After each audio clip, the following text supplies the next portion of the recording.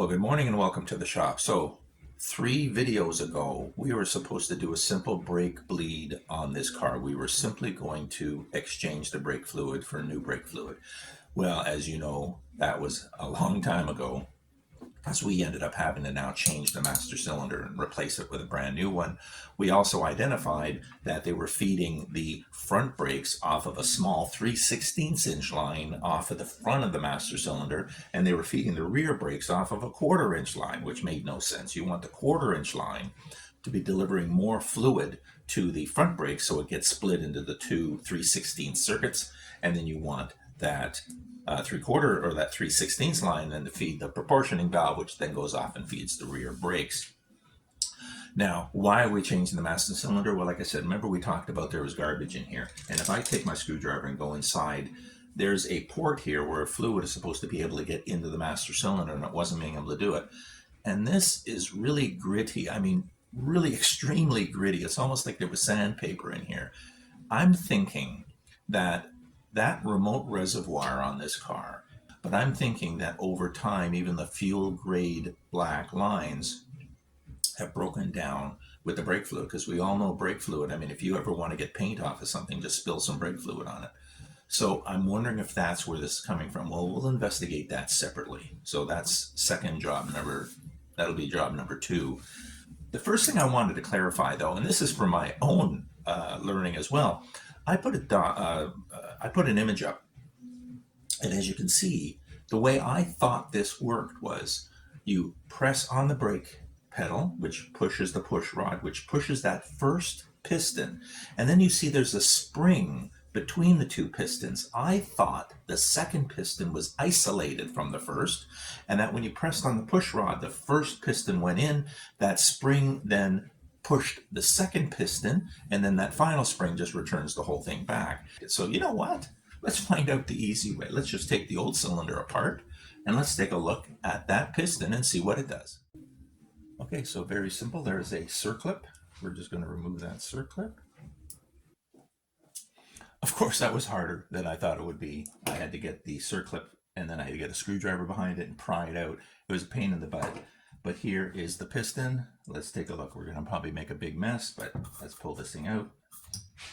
Oh, look at that. All right, so there's the first piston out, and you can really see, like I said, that garbage has got everywhere inside the piston. And look what also came out. So we absolutely had a problem with this master cylinder. But now, how do we get that second piston out of there? Okay, in editing, I'm going to be cutting this all up because this is taking me 10 minutes to get this all out. And there we go. So there's the second piston. Now, they are obviously disconnected.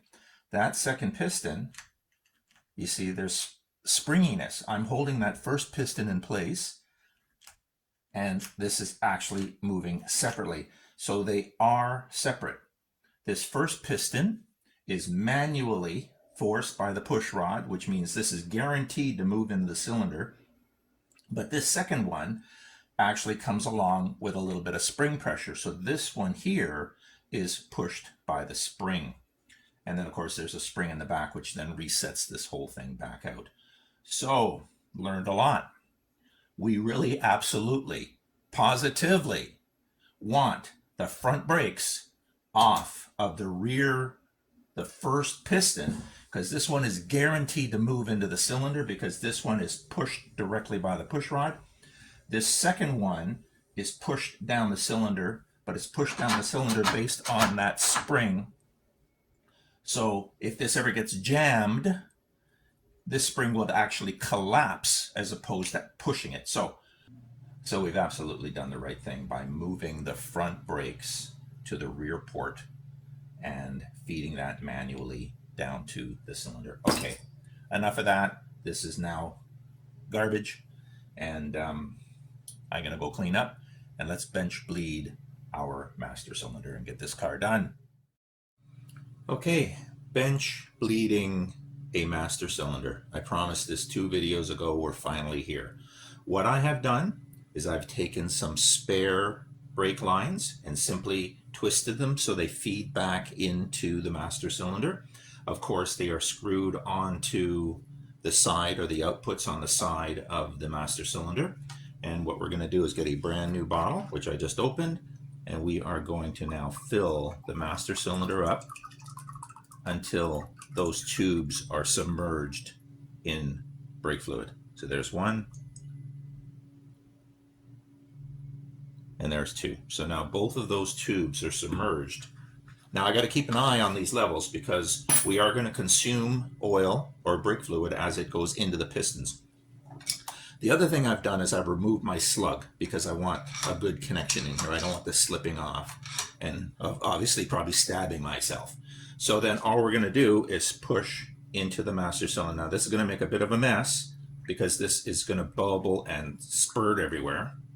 But I put it in and then I'm just going to cycle the piston inside of the master cylinder. And you can see all the air coming out. Now my levels are dropping because again, I'm filling the piston up. So this one back here is getting near the top of the tube. So let's put a little bit more brake fluid in. And you can see, we're just going to keep doing this until we don't see any air bubbles coming out of anything. This has taken a long time to get all of the air bubbles out. I no longer have any residual bubbles. If I press on the cylinder, I'm getting nothing. So finally, this has been bled. We have all of the air out of the circuit. Now, what we need to do is we need to plug these side holes. Okay, I spun it around in the vise just to show you now. What I've done is I removed, obviously, the bleeders, which were originally screwed in here and went inside, and that's how we bled the system. When I remove them, obviously, brake fluid starts to weep out of this hole, but that's natural because, again, this is gravity. This is going to come down anyways, but that's not letting air in. It's simply allowing fluid to leave. So we've now capped them. What we're going to do is we're going to top this up. We're going to put the cap on top of this.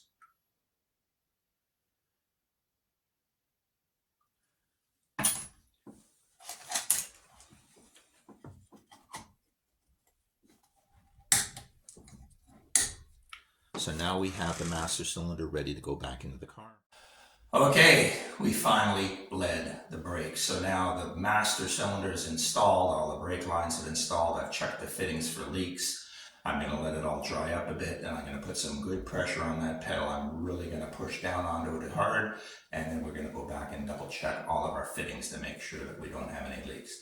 But how did we start, or how did we get to where we are now? Well, the first thing I did is I pre-bled the new line. So what I did is I left the fittings loose at the proportioning valve and at the splitter, and I injected brake fluid into my lines, which of course then bled out because the fittings were loose, and then I tightened them down. That left fluid in the lines. Now a little bit of air in there, but I'd rather have a little bit of air than that entire line full of air.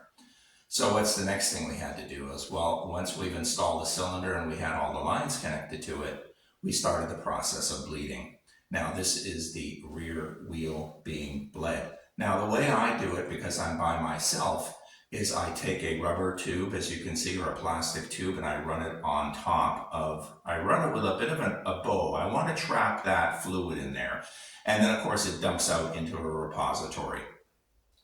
You release the nipple, you start to bleed the brakes, and every time you push, fluid is pushed in, but when you release, there's a little bit of suction back, but not much. More of the fluid is added back into the cylinder as more of the fluid is being pushed into the reservoir. And as you can see, the reservoir is starting to gain height.